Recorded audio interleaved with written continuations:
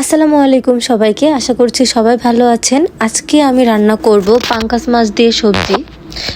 অল্প কিছু সবজি দিয়ে পাঙ্কাস মাছ ভুনা করব। আজকের পাঙ্কাস মাছগুলো অনেক বড় ছিল। আম্মু প্রথমে মাছগুলো ভালোভাবে কেটে এবং মাছ ভাজি করার জন্য মাছগুলোকে ম্যারিনেট করে নিল।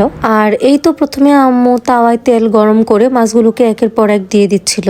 আর এখানে আম্মু মাছগুলো আমাকে ভাজতে বলেছিল, যেহেতু আমি ভিডিও করছি তাই আমি বললাম তুমি মাছগুলো ভাজো, আমি ভিডিও করতেছি।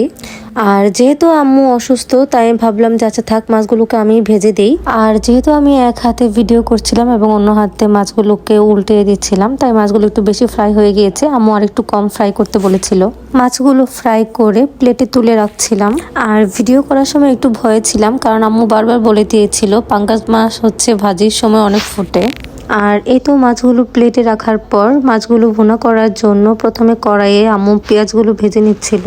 আর পেঁয়াজগুলো ভাজা হওয়ার পরে আম্মু সব ধরনের বাটা মশলাগুলো আম্মু দিয়ে দিচ্ছিল এবং এগুলো ভাজি করে নিচ্ছিল। অ্যান্ড আদা রসুন পেস্টের বাটাটা এটা আম্মু ভালোভাবে ভেজে নিচ্ছিল, যেন পরে গন্ধ না হয়। তেলে ফ্রাই করলে এই পেঁয়াজ বাটার বা আদা রসুন বাটার স্মেলটা কমে যায়। যেহেতু একটু মাখা মাখা করা হবে তাই আম্মু আলু, টমেটো আর লাউয়ের ডাঁটা দিয়ে দিল। অ্যান্ড এই তরকারিগুলো ভালোভাবে কষিয়ে নেওয়ার জন্য আম্মু অল্প একটু পানির ভেতর এগুলো কষানোর জন্য ঢাকনা দিয়ে ঢেকে দিল 10-15 মিনিটের মতো। সবজিগুলো ভালোভাবে কষিয়ে নেবার পর আম্মু আর একটু পানি দিয়ে এগুলো ঢেকে দিয়েছিল এবং স্বাদটা দেখার জন্য লবণ চেক করে আরেকটু লবণ দিয়ে দিল।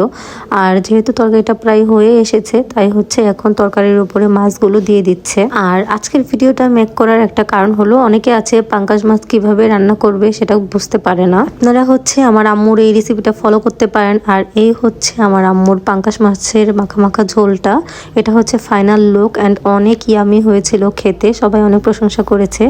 আর আজকের ভিডিওটা এই পর্যন্তই। সবাই ভালো থাকবেন, সুস্থ থাকবেন। আল্লাহ হাফেজ।